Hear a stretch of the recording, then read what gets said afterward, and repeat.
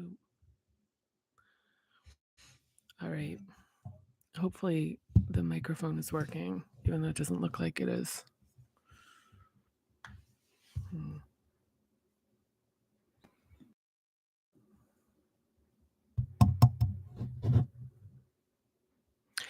It's really hard to tell with the microphone. Oh, yeah, looks like it has some reactivity. So, okay. So for today, the two sections that I'm going to read from are planning and follow through and accountability. And these are part of the creating and building process, specifically in the third hub. If you're following along in the book, it's page 300. I was kind of I feel like maybe I should like be sitting up a little bit more. Anyway, and so I'm not going to do the walkthrough of all of the different steps, like from 7, 6, 5, 4, 3, the third hub, which has to do with like action, taking action, and just really like the practicality of that. Yeah. But one of the things I will like as sort of like my preamble as I'm just processing things and talking here about really, I think what's different in this is like in reading chapter 12, which is the creating and building manifestation, I guess, directionality of the Parinama method, is that I'm actually like, this is like kicking up a lot for me. This process and especially as it's like kind of meta, as I'm using it to come to more of an understanding of like, what do I do to progress the like Parinama in the world? Like, what's the role that I play with this? And so that's bringing up a lot because I am separate from this, even though it's something that kind of came through my work. But one thing that, because I was sitting here as I was getting ready to come on this, I was thinking just about, okay, like what's going on in my own process right now as it relates to this. And, in the fourth hub, in the book, a lot of what's discussed is like, who are you going to bring in to build with you? And a lot about like the ethics and the like morality and like the disclosure and like leadership, and even just beginning to figure out who you need to call in. And none of this is going to be perfect. And this is one of the things where it's like, here, these are considerations. And then it's like then there's like the application of it. And then you kind of test where that sort of idealism and like practical application, like the limitations of bringing something into the practical world, collide. And a really sort of, I guess, like an analogy for this is how, like I remember in my 20s that I felt like I really understood everything. I was really defiant, where I was like, I get it. And then, just, and then like you live, then like I lived, and all of my sort of ideals and my theories and my beliefs and everything about the world, it was like, then I had to apply them to actually being able to function. And then it's kind of like, oh, this stuff actually is sort of, it doesn't work that well, and then what I found, I think in my own cycle, and this might be a little too, I'm not using specific examples, so this is just, I should probably cut this short. But then there's kind of a coming out on the other side of the like practical period of time and being like, yeah, no, I don't think that the level of kind of awareness was wrong that I had in my 20s. It's just, it hadn't had an attempt to be applied to like the shared reality of all people. Yeah, that didn't really work out that well as an analogy. So yeah, let's see. Where am I going with this? Okay, people. And the thing of, like, the convergence of sort of, like, notions and idealism versus just, like, kind of the practical realities that people are complicated, people have backstories. There's a lot of I was just thinking last night, I was like, no matter how long you ever like, you live and you work on things, there's always new situations. I'm still surprised by it. I feel like, "Oh, I've seen it all," and then I'm like, "Yeah, I like, something new happened this week," with working on Party where I was like, "Well, that's a new thing to figure out how to navigate." And a lot of it, the theme for me has to do with not the team of people that I work with, which well, that is also something. It's who am I aiming to work with. So this is a little bit nichey and it's directly related to me, and I guess I should be reading. So I'll read the first section. So this is planning and follow through. So this is going to be like a little bit of a leap from what I was talking about, or a divergence. So make the time to do the work. So calendar reminders and commitments to show up can feel like drudgery when you're not feeling inspired or energized, but you will still need to sit with your work during the scheduled time, even if you just sit in front of your computer feeling miserable while not allowing distractions or clear. Okay, I'm going to reread that. Even if you just sit in front of your computer feeling miserable while not allowing distractions, you're clearing the space, and a shift will eventually come. If you don't show up for yourself in your project, it will never happen. Devotional discipline is showing up even when your best for today isn't close to your personal best. And one example that I'll give for that is that in writing this book, this massive book, by the way, which, started out like anything, which was just a bunch of kind of like scraps and ideas and idealism and whatever. I bought a new computer. I bought a new laptop because the laptop that I had been using just had too much distraction in it. It was like the thing I used at home, and I'd like go shopping, or I'd look at this website, or I'd look at this, like social media, or check emails, or, whatever. And so I actually created a boundary. And granted, there's like a financial reality with that. So, not necessarily like a practical suggestion, but more of like pointing to something, which is that creating space where the distractions don't live like passively. So it was like it was really important to me that this computer, that I'd like kind of rules where I was like, you never open your personal computer, you can like goof off all day. But the Parinama computer could only be Parinama activities, could only be for things related to like developing Parinama. And and it's like uncomfortable, but it really worked, because one of the things about showing up is it's uncomfortable. Like just sitting there and like in the space and the time that you're creating. And a lot of this goes back to the idea of receptivity in the seventh hub, which is just creating space.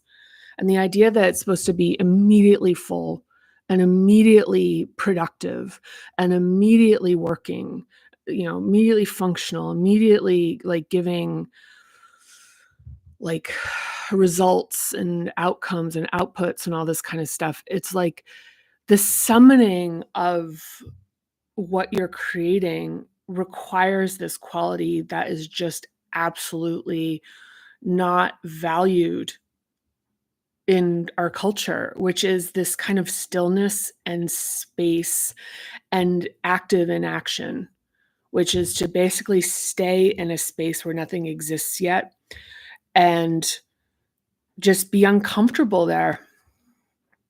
There was a quote, and this is once again, this kicks back to, I think it's like page, one around 115, where it's chapter 6, which is that, I was listening to a podcast, and I think, what's her name? Georgia.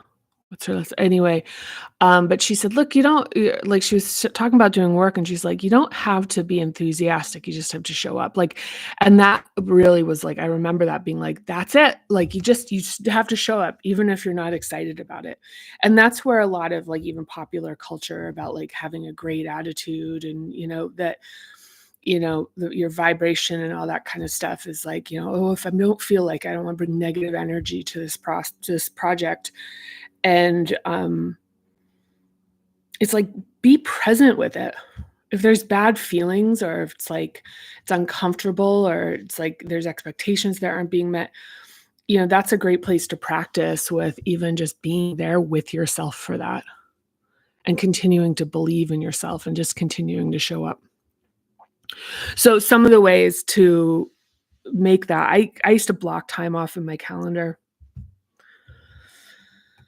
I'd like a schedule that I kind of overstepped. I did a lot more than that, but to begin to get the wheels turning, I gave myself times that I was, like, these are the times that I'm not reachable for anything else.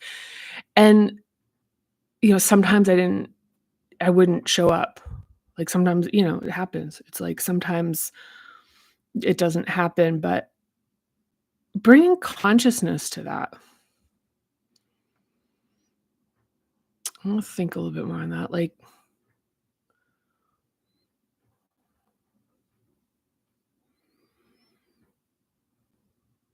yeah, I guess it's kind of like,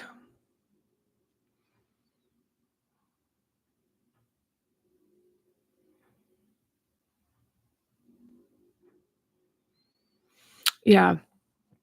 I don't know why I don't more like something felt like I was trying it was like percolating. But it looks like I'm like slowly like melting my hair. This continues. This is not a hair care like a hair styling tutorial or a makeup one for that matter. Is it like maybe am I supposed to sit up more? I really do think I'm supposed to sit up more. I'm a little bit like okay. So accountability. So set benchmarks and tell them to someone who will hold you accountable. Explain what they are, when they should be met, and send evidence when you meet them or own up when you don't. This person is someone to consider as part of your fourth hub dream team. An ideal candidate is a mentor or someone you admire or fear letting down. Yeah, these are I would say these 2 things, like the planning and accountability, these 2 steps as they're outlined here are really good for getting things rolling. At least that's when I used them. I did not use accountability aside from the fact I was working with an editor, so I think that was built-in accountability. So I guess like, it's built-in accountability, but in the early months of and I'm just talking about Parinama here because it's what I'm thinking about, um, but, there are, other examples for other examples, but this, like, helped create some of the rigor around it, and I actually remember I probably have them on sheets, the schedules, like, my belief, I said earlier in this, I thought it was just gonna take me 3 months, took 3 years to develop this and write it and produce it, and like, initially, like, I really kept this kind of, like, uncomfortable sense of tension because I'd actually enrolled somebody, and I was like, "Here's what I think," and I'd send them writing samples, and they'd go, "Hmm." 'Cause the writing was terrible, honestly. I don't think they ever told me it was, but it was. But that also helps too with accountability, which is just having somebody look at it. Not even like okay, there's a couple things that are worth bringing up. People aren't great at understanding how to give constructive criticism. So, it's really like so letting people take a look at your work and, and give feedback. Like, people are weird with feedback. They give it sometimes people think it's like it's only like the only value they give is they point out stuff that's wrong. A lot of people have that, is they're trying to find problems because that's how they provide value, is pointing out problems. Um, yeah, I'd say that's one of the first ones, and they're very tuned to the kind of stuff they think matters. So that's another thing, is being really careful about whether their perspective on what matters is something that aligns with what, like, ultimately matters as far as, like, shaping what you're doing. But the thing about giving your like your project or process or progress or whatever to someone to look at and review is it sharpens your own, like, your own vision, like it or your own perception on it. Because it's kinda like the thing where, like you kind of fill in the gaps, but when you know somebody else is gonna be looking at it, it's like, it kind of pops things into focus a bit more, and it's like, there's kind of more of a, like, vigilance in terms of looking at it and trying to imagine what somebody else is gonna see. So, yeah, yeah, there's probably something else I wanna say, but I think that's good for right now.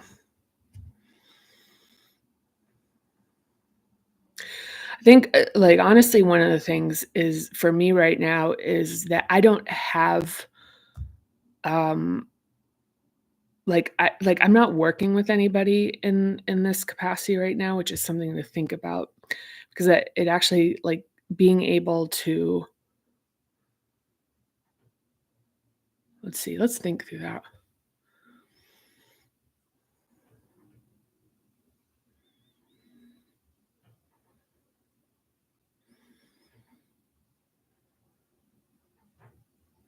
You know what? Okay, I'm gonna think so, okay, I'm gonna talk about, like, what I'm gonna do with this, is that I'm still figuring out some very basic things about what I'm doing next with this as I'm working with people, figuring out who the right people are and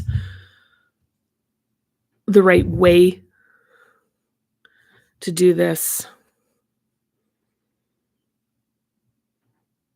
my role in it.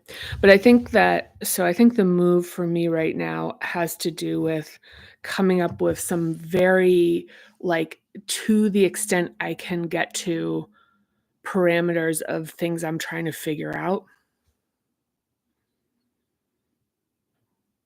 and give myself some, like, signposts for saying, like, "Look, by this Friday, I need to have some, like, a first draft understanding of, like, who am I working with?" And just take a first shot at it, and it could be totally different than what happens. Like, how am I working? And I think that just putting some, like, rigor and accountability with that, and I'm gonna figure out somebody I can talk to about what that looks like. So, all right, what do we got here? I think I might be able to make it through the rest of this just because I've been sort of, like, slow on recording these. This hair is, like, just a comb, right? Is that too much to ask? No, it's really not. It's my natural waves. It's just tangles. It's tangles. Okay, so handling obstacles and distractions. I'm gonna do the last two, which also contains delegating. So the closer you get to transformation and creation, the more resistance you will experience. It's as if you're being strengthened with readiness to handle the bigger world you're creating for yourself. When you stretch your sense of what's possible, there will be growing pains. Obstacles and distractions do their best work, activating your adaptations, holding patterns, and limiting beliefs. When they hide in the shadows or when they become busyness rationalized as productivity, the best way to handle obstacles and distractions is to name them, call them out, and bring them up for conscious evaluation. Answering a friend's call right now is a distraction. That's in, like, italics. It's like, so it's like when when you're in your, like, space, your, like, creation space is when something's coming up, it's instead of it just being something where it's kinda like the phone rings and you're kinda like, "Oh," like, and there's no in like, what is it? Like, you're actually being accountable with yourself, but it's just it just sort of flows right into distraction. Instead is to look at the phone and go, answering a friend's call right now is a distraction, and just be honest with yourself. And then or cleaning my desk right now is a distraction. Looking at social media right now is a distraction from work. So, for me, the thing is that the reason that works for me is that it's like the rationalization and the kinda like, "This is uncomfortable," like, shifting away from the discomfort in a way where it just sort of happens, and all of a sudden it's like, "Oh my god, where did the time go? Okay, I guess not today." It's to really be like, "Nope, nope, nope." And it's doing it in sort of a not doing it in a way that's like punitive. It's just calling it out and being like, "This is different than what we wanna be doing. This is taking us away from what we're trying to accomplish here." And there can even be deeper things of like, look, it's kinda like you're gonna take yourself out of the discomfort, but you have to be uncomfortable at some point. You're gonna have to work with being this uncomfortable. Because the whole thing of like, "Oh, there's days when it's so easy." It's like, "Yep, and those days will come and they'll go, and you're gonna be back to being uncomfortable." So, it's like learning, and a huge thing in Parinama is learning how to have a different relationship with discomfort, to be curious about it, to be interested in yourself, to be present with yourself. Like, the idea of self-love as being this thing where it's just, "I love all these great things about myself." Like, self-love is, like, how also, and very importantly, is the relationship of, like, say, you have a, like, child that's sad and needs comforting, and some people have never experienced it and don't understand this, but it's like to just be with somebody when they're sad, to hold space, to hear them, to be present, not try to fix it. Just and also have the faith that it will resolve. It will become stronger. Like, it will, like, I mean, like, you will become stronger in it. And even the avoidance of pain strengthens the notion of it, that it's something that you can't handle. When it's like there's times it can be too much, so it's like take a break, but in general, discomfort in the face of working towards something that you care about is something to really, like, nurture and be curious about and appreciate this aspect of yourself, because this is part of loving yourself. It's like one of the most, like, it's really important, this. It's like affirmations like, "I'm grateful, thank you, I love you, I like." It's kind of like, okay, yes, because it is, I mean, like, we like, yes, and it's a yes, and, which is that for this discomfort of being sort of in, like, looking at resistance in the face, it's like all the fun of the ideas and the idealism, and this is what it could be, now is faced with the practical reality of execution, which, can just be like hitting a wall. But it's kind of like the thing is like it's kind of like it's like, so stand at the wall and, start to be like, "Oh, you can actually climb it." Or like, "Oh, there's like a door over there." Instead of being like, "Oh, no, no, no, no," and turning around and walking away and being like, "Fuck this." Like, "Ow, my nose." Like, and being, like, the pain of that, being like, "Oh, I'm such a," like, I'm being consumed in it. It's kinda like, look, if you can stay with the fact that it's like you hit the wall and you're like, "Okay, I'm at the wall." And kinda go, "Oh, that's interesting. Look, there's a little plant growing out of the wall," or there's like a little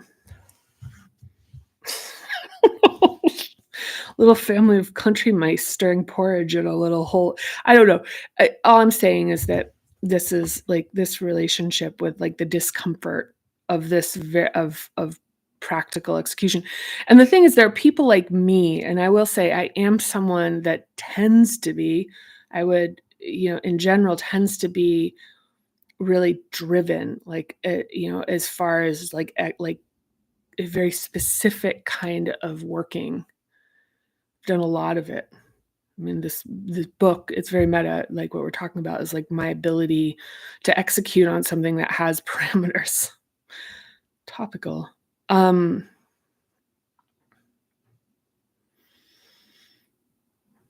but the thing is just understanding that that is,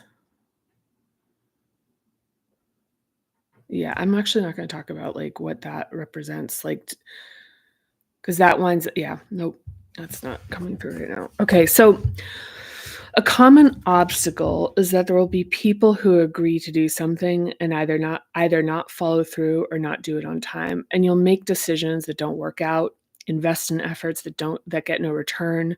When obstacles arise, they can overwhelm and throw you off track.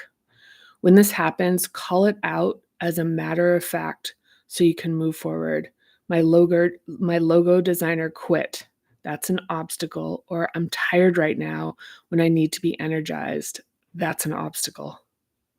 Time can be lost fuming about the bad thing that's happening, but naming it an obstacle better positions you to stop stewing over it, to address the reality and resolve the issue.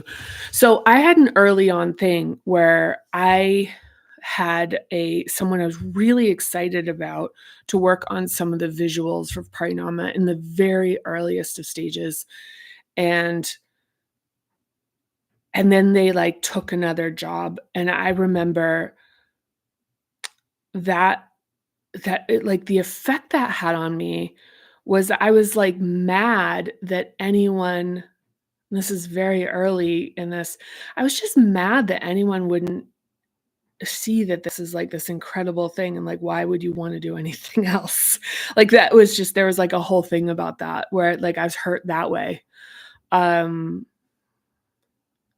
so it was kind of like like the way it hurt me was like, oh, like I can feel how important this is, and I was like, why don't they see it? And I it kind of like it picked up, it started like magnetizing, like bad feelings, and it was like, and it was like a lot more than you'd think it would, and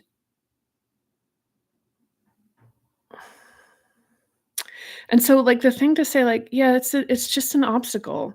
So before, and this is like the snow globe thing, where it's like instead of all of a sudden it being like meaning all these things, it's like, well, it means this, or like maybe I'm blah, blah, blah, blah, blah, blah, blah, that have to do with just like shitty thoughts, and like draining energy and feeling bad about stuff, in that particular way of like doubting yourself or being like, wow, I feel, and stewing on it. Let's just say it's an obstacle. And the other part of it that I would say is that like everything is working out for you regardless of whether it seems that way or not.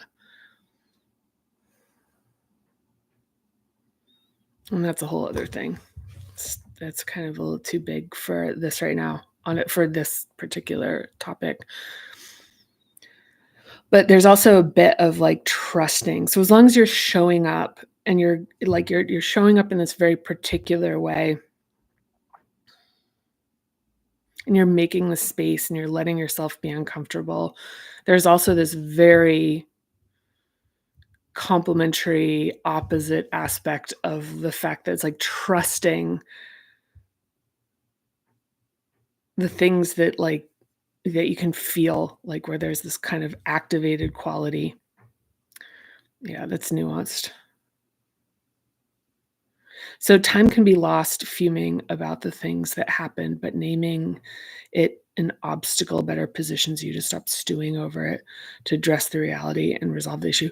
Yeah, I mean, this, it's like, it's part of this is that it's like to not have like the energy seepage that comes from like disappointments and distractions and obstacles.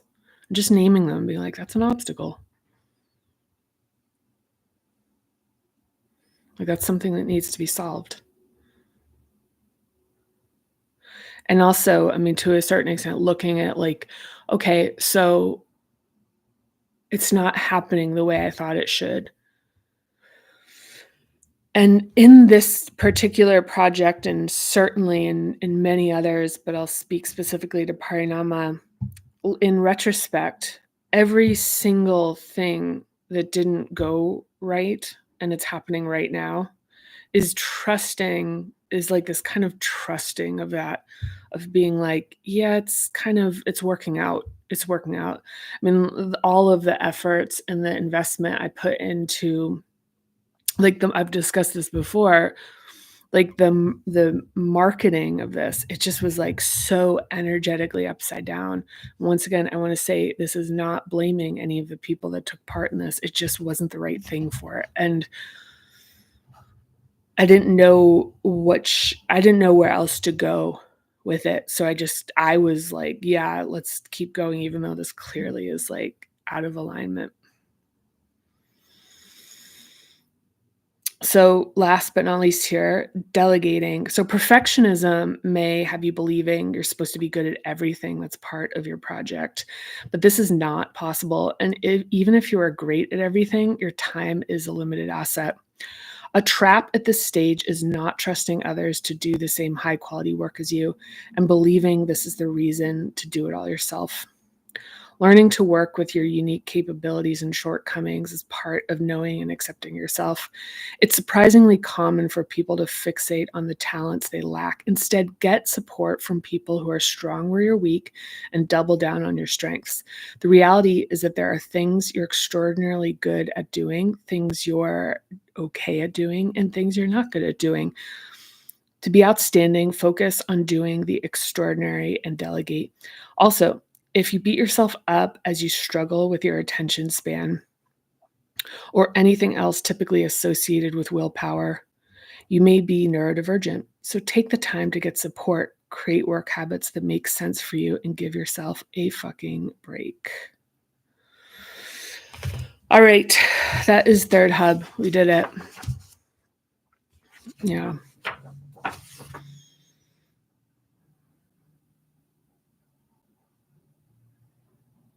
hmm Yeah, I've got to say that it's almost like I feel like these last four sections, the planning, accountability, handling obstacles and distractions, and delegating, they're not really like there's kind of this feeling like there's it's interesting. I'm like even seeing it in context to kind of the rest of the book that sort of has this like it has like more of the philosophy in it. I can even feel the drudgery in these. Like just it's weird. It's like even where I'm like, yeah, this is kind of like it's very commonplace or like nothing like to see here, kind of whatever. And it's like, oh, that's not really it's not like groundbreaking or whatever. Like that the thing is it's like there's nothing groundbreaking in these sections. It's like, yeah, okay, so you should plan, you should set up reminders, you should block stuff off in your calendar. You should, develop an accountability relationship or relationships, handling obstacles, like naming distractions, um, calling out obstacles, calling out distractions, and then delegation. It's like you look at this and it's not like, "Oh my gosh, wow, that's how you do it." And it's like, "Yeah, it is how you do it." And that actually didn't make any sense if you read it as a transcript. It's basically like, "Yeah, I've heard that a million times. It's boring." It's like, "Oh, that's boring." But I think part of the thing was like in putting it in here is that like my intent with this was to be a full like a disclosure of what it actually takes. And, yeah. And as I read it now, I see it, I'm like, "Oh, yeah, that's just not really like, oh my god, yeah, you're blowing my mind kind of stuff." But it's like purpose, making tasks manageable, planning, accountability, handling obstacles and distractions, and delegating. And just like this balancing of creating and building, there's just so much, like on say if, on like TikTok and social media, that like mindset stuff. It's like you've got to be in the mindset, you've got to be in the mindset. But there's this, it's this convergence of these two things. There's been a theme in this, which is like the kind of philosophical and the practical reality, and how those things come together is like can be really like lumpy and uncomfortable and like sort of it's like, "Oh my gosh, this is like in the big ideas and the like bit it's like so sexy and exciting and like, wow, bigger and it's bigger than, it's huge because it contains all this stuff that isn't gonna be part of the final project or like the final outcome." So it's like contains the full menu board of every ice cream flavor when ultimately you're gonna be making, the pint of pistachio ice cream that can be shared with the world. But the idea when it's like, it's everything, it's toppings, it's a different bowl that you use. Like this kind of bigness is really like to actually execute involves this stage that is like, it's like, yeah, this kind of, very like densification of actual execution, which is just like the showing up and doing. And you'll have people in general that tend to be, good at one side or the other. One that's like really good at the big picture and like ideation, and then the execution is a struggle. Then you have people that are great with execution, really bad at ideas. And, as discussed before, it's like the people who are great at the execution tend to be the more dominant in the world.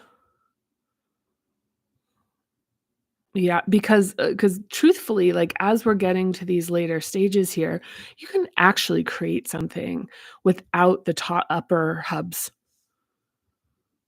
Like, you can take an idea that already exists and start applying the third, second, first hub. Like, the practical execution as far as, like, to actually arrive with a finished product is, is kind of it's like, yeah. It's kinda like it's just it's like it's the more essential, if that makes sense. It's not even like the more essential, it's just kind of like it's the completion of a process. So, okay. So that's it. And so that was third hub, and next it is the second and the first hub. And what's interesting here is we've got 1, 2, 3 and a quarter more pages that will technically bring us to having read the entire book or me having read this entire book in the format, which is pretty exciting. I'm excited to start again, actually. I really miss reading the book. This has a very different quality to it as far as a practice is concerned, and I feel the separation from it. And it's like I'm not really liking it. It's uncomfortable. So I'm living with the discomfort as previously referenced. So, yep, we'll get to the second hub next time, and then possibly it might be 2 readings, and then after that, we'll get to, like, the end. Okay, that's it for now. Thank you so much. If you've made it this far, I appreciate you. Thanks for I don't know. Yeah. Yeah, thank you. I really appreciate you.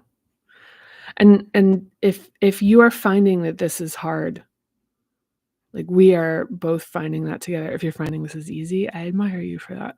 Like, that's great. And